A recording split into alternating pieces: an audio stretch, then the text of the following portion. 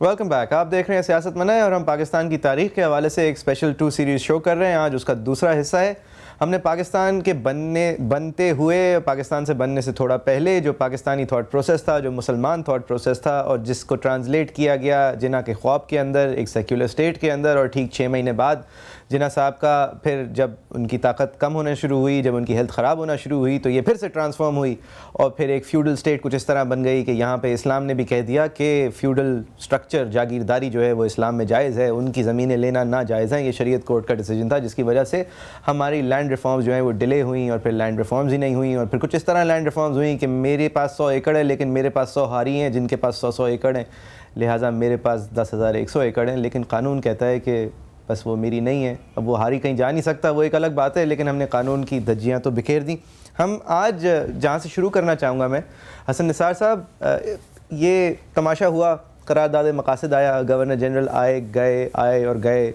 پھر اسکندر مرزا صاحب نے ایک ڈیسیجن لیا، اور ان کے سپورٹرز کہتے ہیں کہ اس بات سے ڈیسیجن لیا جو بات آپ کر رہے ہیں کہ یہاں پہ یہ قوم نہیں، ہجوم ہے، یہاں تعلیم نام کی چیز نہیں ہے، اور جس ملک میں اس شرح خواندگی اتنی کم ہو وہاں پہ اس طرح کی جمہوریت نہیں پنپ سکتی، کیونکہ جن لوگوں کے پاس طاقت ہے ان کے پاس بہت طاقت ہے، اور وہی طبقہ اشرافیہ میں رہیں گے، اور وہ صدا تک ان لوگوں کے اوپر جبر کرتے رہیں گے. لہٰذا کبھی یہ ملک تیار ہوگا جمہوریت کے لیے، آج نہیں ہے. تو میں ایک ڈکٹیٹوریل نظام کو بلانے کی کوشش کرتا ہوں، جس کو اپروو کیا ہماری جوڈیشری نے نظریہ ضرورت کے تحت. تو سر، 2 چیزوں کو میرے لیے انالائز کر دیں. کیا یہ ڈیسیجن درست تھا کہ وہ فوج، جو کہ اس زمانے میں بھی عام آدمی نسبتاً تھے، ہمارے یہ سرداروں اور پیروں اور وڈیروں اور جاگیرداروں اور ملک اور ان سب لوگوں کے سامنے، اور مخدوم، ہاؤ کین آئی فرگیٹ مخدوم، وہ تو آج تک چلتے ہیں، کیا یہ صحیح تھا اس نظر میں؟ یا پھر آپ سمجھتے ہیں کہ ہماری جوڈیشری نے تنگ آ گئی ان لوگوں کے راؤنڈ اباؤٹس دیکھتے دیکھتے؟ وہ ڈیسیجن آپ کے خیال میں کیسا تھا کہ جی مارشل لاء بھی آئے گا اور پھر وہ قانونی بھی اس کو ہم کر دیں گے؟ یہ اس ساری سوچ کے اندر بددیانتی کو سپاٹ کرنا اور لوکیٹ کرنا بہت ہی آسان ہے. آپ نے کہا کہ جی لوگ جاہل ہیں، پسماندہ ہیں، فلانا ہے، تو آپ نے اس کو جواز بنایا اپنی خباثت کا، اپنی نجاست کا. اسٹریٹجی یہ کیوں نہیں ایوالو کی کہ اس ملک میں آئیں بھائی ایجوکیشن ایمرجنسی ڈکلیئر کرتے ہیں؟ ٹھیک ہے، جو سوچ تو یہ ہے نا کہ نیوکلیئر اثاثے ہیں، عوام جائیں بھاڑ میں. یہ بجٹ ایجوکیشن کا ذرا بڑھاتے ہیں جی. ٹھیک ہے، میں تو اب بھی سوچتا ہوں، میں چونکہ نائیو ہوں، میں نہیں جانتا فوج کو، پوچھتا ہوں، سوچتا ہوں کہ اب نیوکلیئر پاور بننے کے بعد آپ کو اور کیا چاہیے؟ اب کھل کے بتا دو ایک دفعہ کہ ہمارے ساتھ پنگا لیا نا، ہمارے پاس اس کے علاوہ کچھ نہیں ہے، تو ہم تو پھر یہ استعمال کریں گے، اور ایجوکیشن کا بجٹ کر دو 20%. چلو، میں یہ نہیں کہتا فوج سب کچھ چھوڑ دے، وجہ کیا ہے؟ انہوں نے یہ نہیں، اسٹریٹجی حالانکہ یہ ہونی چاہیے تھی کہ یار ایجوکیشن ایمرجنسی ڈکلیئر کر کے لوگوں کو ذہنی طور پہ، نفسیاتی طور پہ، جذباتی طور پہ، روحانی طور پہ ان کو اپ گریڈ کرتے ہیں. یہ صدیوں کے کچلے ہوئے لوگ ہیں، ان کو ان کی اپ گریڈیشن کے لیے ان کو بچوں کو پڑھاتے ہیں، اور ان کے پورا ایک فلڈ آ جاتا ہے اس ملک میں. یہ صورتحال نہ ہوتی، لیکن چونکہ اندر بدنیتی تھی، نیت میں کھوٹ تھا. اور تاریخ پوری آپ اٹھا کے دیکھ لیں، یہ سب میفیاز آپس میں مل کے عوام کو لوٹتے ہیں اور 2 باتوں کو بہت مقدس بنا دیتے ہیں. وہ جو کہتے ہیں نا، امیر شہر غریبوں کو لوٹ لیتا ہے، کبھی بہیلہ مذہب، کبھی بنام وطن. یہ 2 ہی تو چیزیں ہیں جن کو سامنے رکھ کے آپ نے یہ وہ قتل گاہیں ہیں بیسیکلی، جہاں عوام کو ذبح کیا جاتا ہے. مذہب کے نام پہ ایکسپلائٹ کرو، وطن کے نام پہ ایکسپلائٹ کرو، غیرت کے نام پہ. تو یہ ان کی ڈے 1 سے ان کی اسٹریٹجی ہے. 64 سال بیت گئے ہیں جی غیرت کے نام پہ، اور یہ آپس میں ملے ہوئے لوگ ہیں. غیرت بھی تو ایک فیشن ہے ہمارا. فیوڈل اکیلا تو کچھ نہیں کر سکتا تھا. وہ وطن نہ وطن، اسی کے گرد غیرت لپیٹی جاتی ہے نا. غیرت کیا ہے؟ غیرت یا تو نہیں سر، ہمارے یہاں غیرت میں اس لیے کہہ رہا ہوں، وطن آپ نے بالکل ٹھیک کیا، یہ کلیکٹیو غیرت اور غیرت بریگیڈ کے حوالے سے تو آپ درست کہہ رہے ہیں، لیکن یہ لوگوں کو یہ ایک مردانگی والی غیرت بھی، یہ شوونسٹک ایک غیرت ہوتی ہے کہ یہ کیسے ہو گیا جی، یہ مذہب اور یہ سب کا ایک فیوژن، ایک انڈیویجول غیرت کو بھی اکسایا جاتا ہے کہ دیکھو تمہارے ساتھ کیا ہو رہا ہے۔ نہیں، یہ بھائی میری بات سنیں نا، اگین جہالت ہے نا جس کا یہ فائدہ اٹھاتے ہیں۔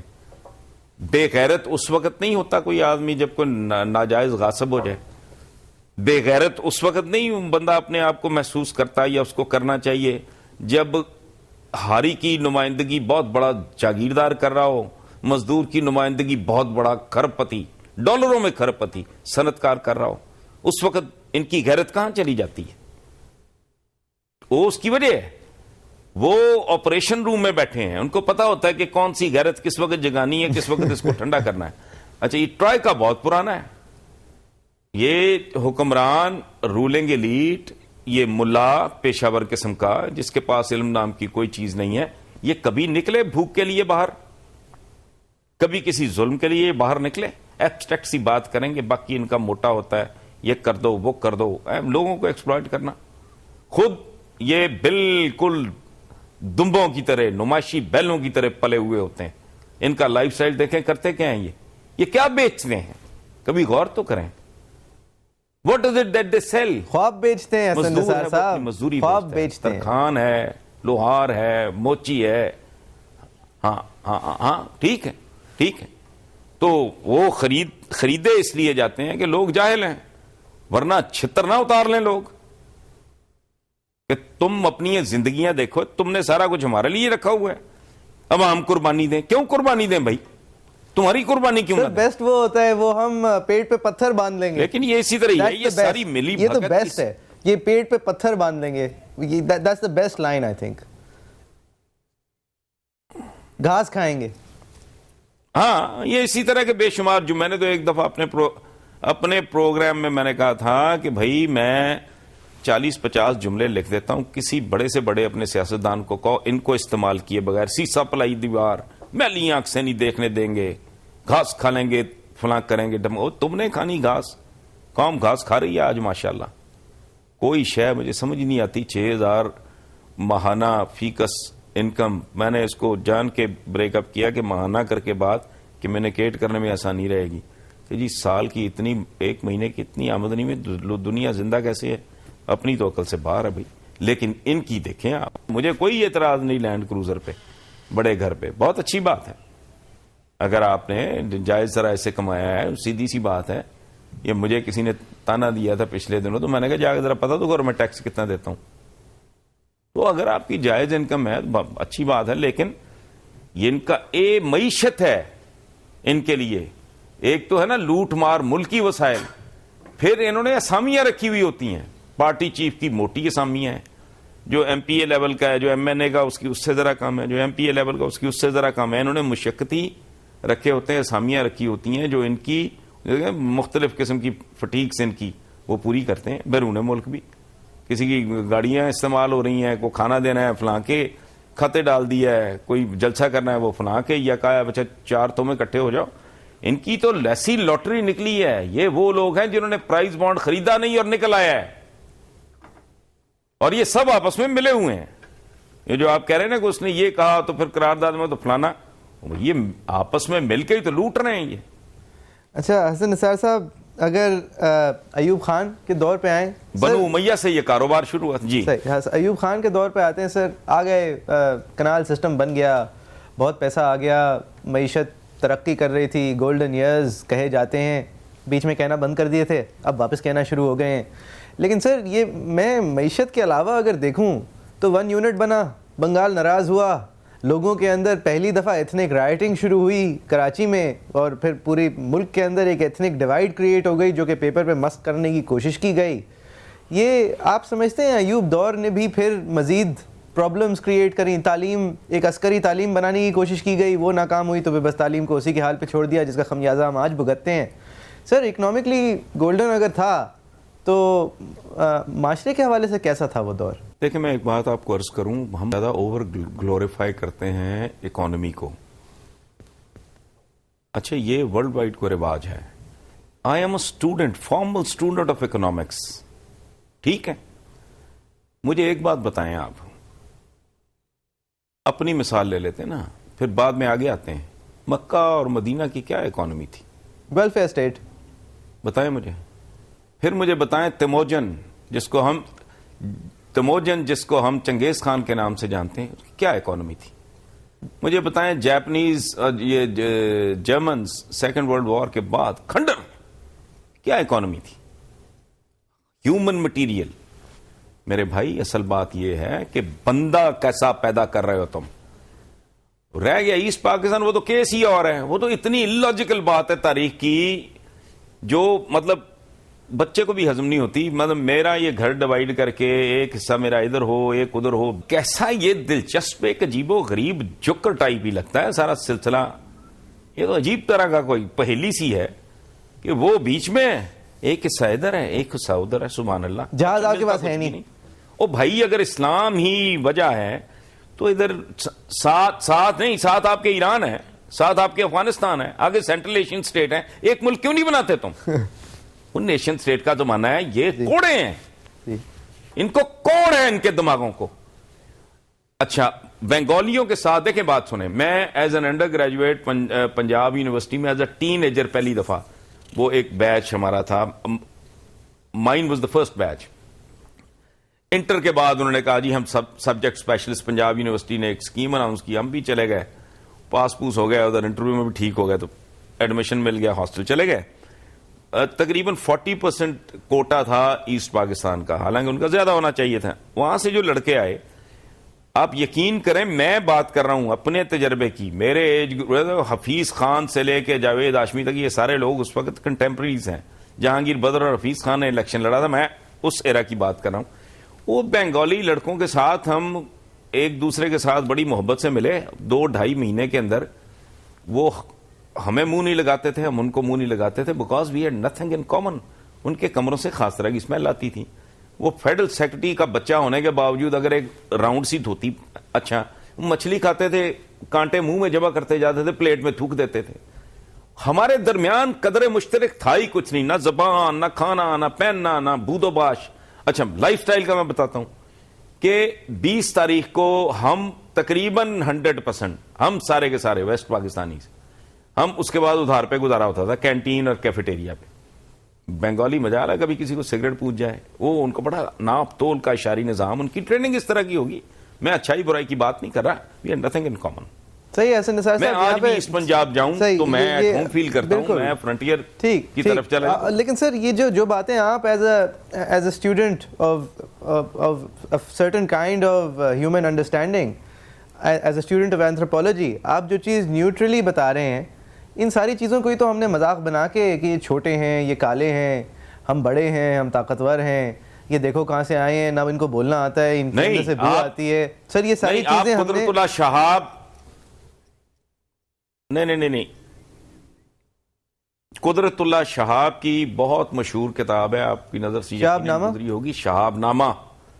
اس میں کیبنٹ میٹنگ کے دوران شہاب نامہ, جی پتہ ہے سر, شہاب نامہ اس کا نام ہے. یہ اس وقت بہت جونیئر تھے ایز اے بیوروکریٹ, تو کیبنٹ میٹنگ کے یہ منٹس وغیرہ لے رہے تھے.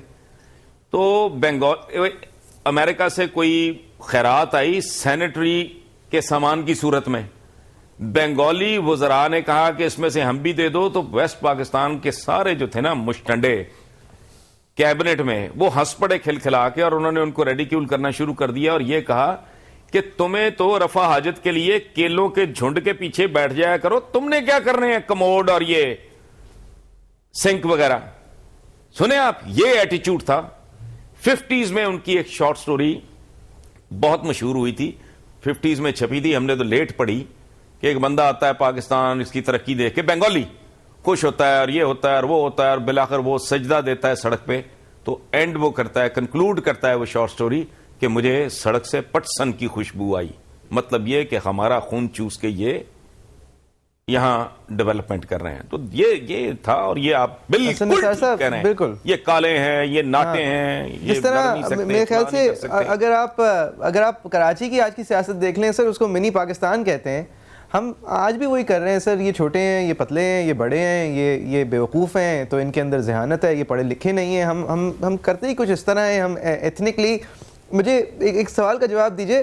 یہ میں نے کہیں پڑھا تھا, مجھے صحیح یاد نہیں کہاں پہ, لیکن یہ پاکستان کے بنتے بنتے کسی صاحب کو خیال آیا تھا, انہوں نے کہا تھا کہ اگر آپ ترکیوں میں سے اسلام اگر بالفرض ہٹا دیں تو بچیں گے ترک, مصریوں میں سے اسلام بالفرض ہٹا دیں تو بچیں گے مصری, عربیوں میں سے اسلام بالفرض ہٹا دیں تو بچیں گے عربی. آپ یہ پاکستان جو بنا رہے ہیں بہت خوبصورت خواب ہے اور اللہ آپ کو کامیاب کریں, لیکن اگر آپ اسلام کا تصور ہٹا دیں گے تو بچے گا کیا؟ بہت خوبصورت بات ہے. اسی لیے تو آپ کی تاریخ کے بارے میں کہا جاتا ہے کہ it is a history of plunders and surrenders, کیونکہ یہی تھا چوچو کا مربع جس کی طرف آپ نے اشارہ کیا ہے. ٹھیک ہے. اور ایک اور بات میں بتاؤں, ایک کلیشے بول بول بول کے انہوں نے لوگوں کی ان بچوں کے بھی اندر گھسا دیا ہے یہ جو ابھی پیدا نہیں ہوئے. پاکستان کے لیے قربانیاں نہیں, وہ کیا دی ہیں, گن پوائنٹ پہ قربانی نہیں ہوتی. ملک معراج خالد صاحب, اللہ انہیں غریق رحمت کرے, بڑے درویش صفت, بڑے خوبصورت پیارے آدمی تھے, جو ہمارے کیئر ٹیکر پرائم منسٹر بھی رہے. انہوں نے ایک دفعہ جملہ بولا, مجھے آج بھی ہانٹ کرتا ہے. مجھے کہتے ہیں کہ یار دیکھو, a lot of people died because of Pakistan. Nobody died for Pakistan. Well said, یہ sir. بہت بڑی غلط فہمی ہے. قربانی تو ہوتی ہے جب بندہ طے کر کے چلتا ہے کہ ٹھیک ہے اب سر سے کفن باندھا, ماں کی دعا لی, بیوی کو الوداع کہا, بچے کو بوسہ دیا, پھر گیا, وہ تو ہوئی قربانی. تو میں بھی راہ چلتے مارے گئے, کیا قربانی؟ یہ وہ جو ہے نا ایک اور بڑا خوبصورت ہے, وہ ایسٹ پاکستان کے کانٹیکسٹ میں وہ شعر, گلی گلی میں ہوا میری ہار کا اعلان, یہ کون جانے کہ میں تو بساط پر ہی نہ تھا. یہ تو گیم میں ہی نہیں تھے بےچارے. یہ ان کو آج ایکسپلائٹ کرنے سے باز نہیں آتی, یہ چل پڑتے ہیں منہ اٹھا کے. قوم کو اس طرح مجہول کر دیا گیا, یہ سائیں لوگ سی ہو گئی یہ ساری قوم, سوچتے کچھ نہیں ہے. کوئی ان کو کہہ دے کہ وہ کتا تمہارا کان لے گیا, وہ کان چیک کر لو, نہیں, کتے کے پیچھے دوڑ لگا دیں گے, پورا مجمع جا رہا ہے, پکڑ لو, اللہ, ایک عجیب تماشا شروع ہو جائے گا. سوچتا کوئی کچھ بھی نہیں. یہ وہی لوگ ہیں پی این اے کی, نظام مصطفیٰ, آئی جے آئی, یہ وہی لنڈورے ہیں. وہ پھر ایکسپلائٹ کر لیتے ہیں, پھر اکٹھے ہو جاتے, پھر ایک مجمع بن جاتا ہے. اس کی وجہ ان کا ایک شعر ایک خاص طریقے سے دے دیا گیا ہے. وہ وہاں بلوں میں سے نکال لاتے ہیں اپنے فالوورز, وہ آ جاتے ہیں, سنگل ٹریک ہوتے ہیں, وہ مائنڈ سیٹ ان کا ایک خاص طرح کا ہوتا ہے, یہ اپنا مجمع لگا لیتے ہیں. تو یہ مجمع باز ہیں سارے, ان میں کوئی ویژن, کوئی ڈیپتھ, کوئی دور کی بات, کوئی سوچ. مطلب کہہ کے مر گیا. میں نے کہا سائنس ٹیکنالوجی تمہارے پلے کچھ نہیں, ہم نے اتنے 100 سال پہلے ہماری بڑی کنٹریبیوشن ہے اور انہی کے بیسس پہ سب کچھ اٹھا ہے. میں نے کہا اچھا بھائی تمہاری اگر یہی سوچ ہے تو لعنت تم پہ, جاؤ موج کرو, ہمارا کیا جاتا ہے. ہمارا حال تو ہم تو سر سید جیسے لوگوں کے پیروکار ہیں. وہ یار ان کو کوئی ڈھنگ کی بات بتاؤ, گالی دے لیں, لیکن عمل تو کر لو یار. تو یہ تو اتنے بے شرم ڈھیٹ حیا لوگ ہیں کہ ان کے بزرگوں نے سر سید کو نیچری کا, ملد کا, کافر کا, اور آج اپنے پیٹ کاٹ کے یہ انگلش میڈیم اسکولوں میں جو لینگویج اسکولز ہیں, اصل میں وہ انگلش میڈیم ہے ہی نہیں ہے, جسٹ لینگویج اسکولز, ادھر یہ بچے پڑھا رہے ہیں اپنے. ان کو شرم حیا بھی نہیں آتی. کبھی نہیں کسی نے اٹھ کے کہا گلیلیو سے معافی مانگ لی ان زندہ قوموں نے. یہ عجیب زندہ قوم ہے. انہوں نے کبھی آج تک سر سید سے معافی نہیں مانگی. وہ اس کی وجہ ہے حسن ان کے کپڑے اتر جائیں گے, ٹھیک, ہم ننگے ہو جائیں گے. یہ ایکسپلائٹ کر رہے ہیں. سوری 2 منٹ رہ گئے سر بریک میں. مجھے ایک چیز بڑی دلچسپ لگی سر, میں نے بنگلہ دیش کی ابھی انڈیپینڈنس ڈے کے اوپر میں نے ایک آرٹیکل پڑھا, تو انہوں نے ہمارے بارے میں تو خیر ہماری تو کافی امبیرسمنٹ ہوتی ہے, جب پڑھیں تو افسوس ہوتا ہے کہ ہم انسانوں کے ساتھ ایسا کر سکتے ہیں. پھر لگتا ہے کہ حقیقت ہے آج بھی کر رہے ہیں اپنے بلوچیوں کے ساتھ. 43% پاکستان ہے, ان کے بارے میں ہم بولنا گوارا بھی نہیں سمجھتے. آؤ بچوں سیر کرائیں تم کو پاکستان کی, اس کے اندر بلوچستان کا ذکر ہی نہیں ہے, اور وہ ہمارا ایک ملی نغمہ نما چیز ہے, بڑا پیش کیا جاتا ہے. مجھے یہ خواجہ شاہد رفیق نے سکھایا تھا کہ ملی نغمے پیش کیے جاتے ہیں. سر بنگال فارمولا کے بعد بنگلہ دیش کے اندر بھی جس طرح انہوں نے تعلیم کو ڈاکٹر کیا ہے سر, اس کے اوپر ایک آرٹیکل تھا جس کے اندر بتایا یہ جا رہا تھا کہ یہ بنگال کی جو عام لوگ ہیں, جو عوام ہے جن کی ایجوکیشن اسٹیٹ اسکولنگ کے تھرو یا وہاں پہ بھی جو مڈل انکم اسکولنگ ہے اس کے تھرو ہوتی ہے, ان کو پاکستان کی ٹریجڈی کا نہیں پتہ. بس یہ پتہ ہے کہ ہمارے جھنڈے پہ خون ہے, لیکن وہ فخر محسوس کرتے ہیں کہ پہلے پاکستان تھے کیونکہ وہ بھی مسلمان تھے اور یہ بھی مسلمان ہیں کیونکہ اسلام کو وہاں کی گھٹی میں بھی ملایا گیا ہے، اور کچھ اس طرح ملایا گیا ہے کہ بنگلہ دیش کی انٹیلیجنشیا ایک طرف کھڑی ہے اور بنگلہ دیش کی عوام ایک مڈلڈ کنفیوژن میں کھڑی ہوئی سوچ رہی ہے کہ جو بھی تھے مسلمان تو تھے، پتہ نہیں کیا ہوا۔ سر آپ اس سے ایگری کرتے ہیں؟ 100% یہ پورے عالم اسلام کا مسئلہ یہی ہے، ایلیٹ ادھر کھڑی ہے، عوام ادھر کھڑے ہیں، اس کی وجہ ہے وہ عوام شودر ہیں، یہ برہمن ہیں سارے۔ اسلام تو اب استعمال ہی اس لیے ہو رہا ہے نا، کوئی ایجاد کے لیے، اختراع کے لیے، کریٹیوٹی کے لیے، انوویشن کے لیے، علم کے لیے، تدبر کے لیے، تفکر کے لیے، پتہ نہیں کتنی مور دین میرا خیال 200 آیات مبارکہ کا تعلق ہے کہ کائنات، تحصیل کائنات، اس کے بارے میں سوچو، غور کرو، ہے کیا؟ وہ تو سبجیکٹ ہی نہیں ہے، انہوں نے تو اسلام رکھا ہی اس کام کے لیے۔ اور اتنے یہ عجیب و غریب یا جاہل ہیں، یہ جھوٹے ہیں، یہ کہتے ہیں آخرت، وہ آخرت نہیں بندہ خدا، زندگی is also a part of آخرت، اس کا مداخر ہے یہ۔ جو بچہ شعور سنبھالنے کے بعد اس کی آخرت شروع ہو جاتی ہے۔ تم اگر 2 ٹکے کی دنیا میں تمہاری حیثیت کوئی نہیں، تو تمہارا آخرت تم کوالیفائی نہیں کرتے بھائی۔ نبی پاک نے اس سراقہ یا کوئی اس طرح کا نام تھا، اس کے ہاتھ میں کیسر و کسرا کے کنگن دیکھے تھے، دور دور تک پیغام بھیجے تھے کہ ہمارا ورلڈ آرڈر یہ ہے، اتنا خوبصورت ہے۔ تو یہ اگر آخرت ہی سب کچھ ہے اور باقی کچھ بھی نہیں ہے، زندگی کا مطلب ہی کوئی نہیں ہے، تو پھر ان ساری باتوں کا مطلب کیا ہے؟ قرآن پاک میں ہے بے شک تم غالب آؤ گے اگر تم مومن ہو۔ What does that mean؟ غالب آؤ گے اس زندگی میں۔ حسن نثار صاحب یہ ایک کہتے بریک ہیں لیں گے، بس لائف آفٹر ڈیتھ۔ صحیح، ایک بریک لیں گے سر، بریک کے بعد ہم بات کریں گے ایک اور صاحب جو غالب آئے تھے، ضیاء الحق صاحب ان کا نام تھا۔ اب تک ہم نے پاکستانی تھاٹ پروسیس بذریعے ایلیٹ ورسز کامن اور ایلیٹ کے جبر کے حوالے سے بات کری۔ اب یہاں سے آگے جائیں گے تو بات کرنے کی کوشش کریں گے یہ مذہب کو ذرا استعمال کر کے، مذہب کے نام پہ پروپیگنڈا کر کے ہم نے چند بچے جمع کیے اور ان کو سیر کرائے افغانستان کی۔ آج وہ واپس آ گئے ہیں اور وہ سیر کر رہے ہیں پاکستان کی، جس کے اوپر بات کریں گے۔ Back with you after break.